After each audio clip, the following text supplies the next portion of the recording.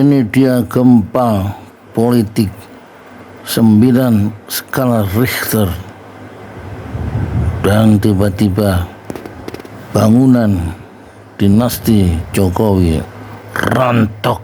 Cerita ini diawali pada tanggal 7 Mei 2024 ketika saya menghadiri pidato pemilu dan jalan kebudayaan yang disampaikan oleh Prof. Sulistyowati di UI.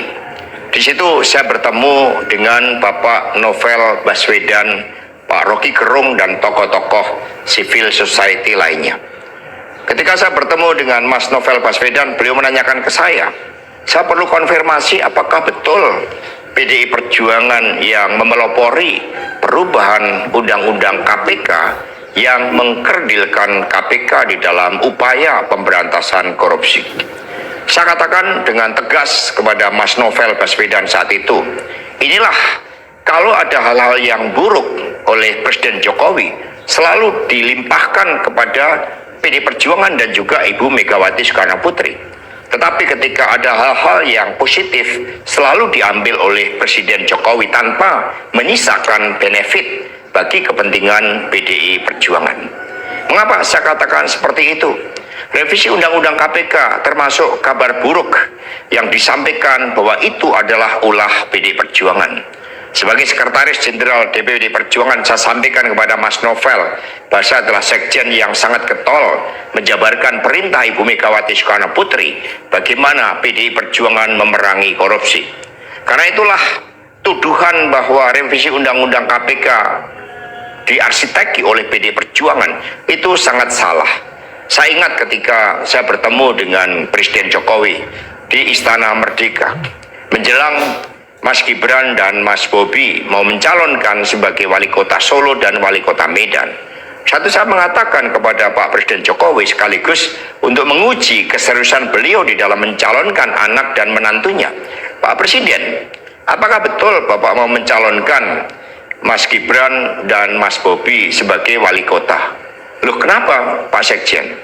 Karena ketika Mas Gibran dan Mas Bobi sebagai wali kota, maka otomatis dia menjadi pejabat negara. Dan ini akan sangat rawan terhadap berbagai bentuk gratifikasi, suap, dan berbagai tindakan korupsi lainnya. Presiden Jokowi sempat termenung saat itu.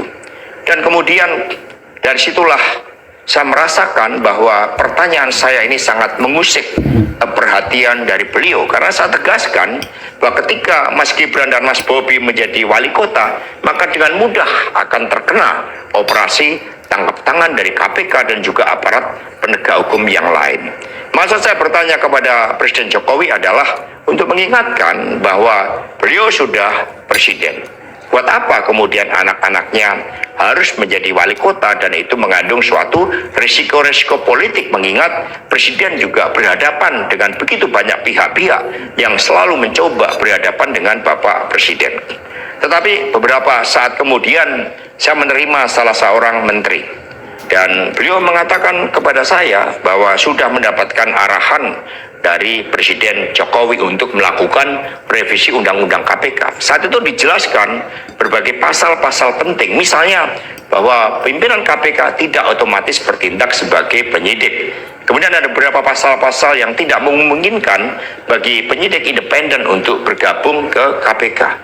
Berbagai revisi-revisi itu, karena ini adalah perintah dari Presiden, maka ya saya sarankan untuk bertemu dengan seluruh jajaran fraksi di DPR RI dan coba menggalang atas perintah dari Presiden. Nah, saat itu Pak Menteri yang menjadi kepercayaan dari Pak Jokowi ini menyampaikan bahwa kira-kira akan diperlukan dana sebesar 3 juta US dollar untuk menggolkan revisi Undang-Undang KPK. Dan mengapa berjalan mulus? Karena Presiden Jokowi punya kepentingan untuk melindungi Mas Gibran dan Mas Bobi. Maka sejarah mencatat bahwa revisi Undang-Undang KPK ini dilaksanakan sebelum pelaksanaan Pilkada serentak di mana Mas Gibran dan Mas Bobi berproses menjadi wali kota. Maka ketika terpilih menjadi wali kota, amanlah dari berbagai persoalan hukum karena KPK sudah dilemahkan. Jadi dari keterangan saya yang saya pertanggungjawabkan secara hukum, secara politik, yang saya pertanggungjawabkan di atas Tuhan yang Maha Kuasa tentang kebenaran pernyataan saya ini, meskipun tanpa bukti rakyat Indonesia bisa mengetahui bahwa pelemahan KPK dilakukan oleh Presiden Jokowi, kemudian dampaknya dituduhkan kepada PDI Perjuangan. Ini jawaban buat Mas Novel Baswedan. Terima kasih. Tegakkan kebenaran. Satyam Eva Jayate. Merdeka.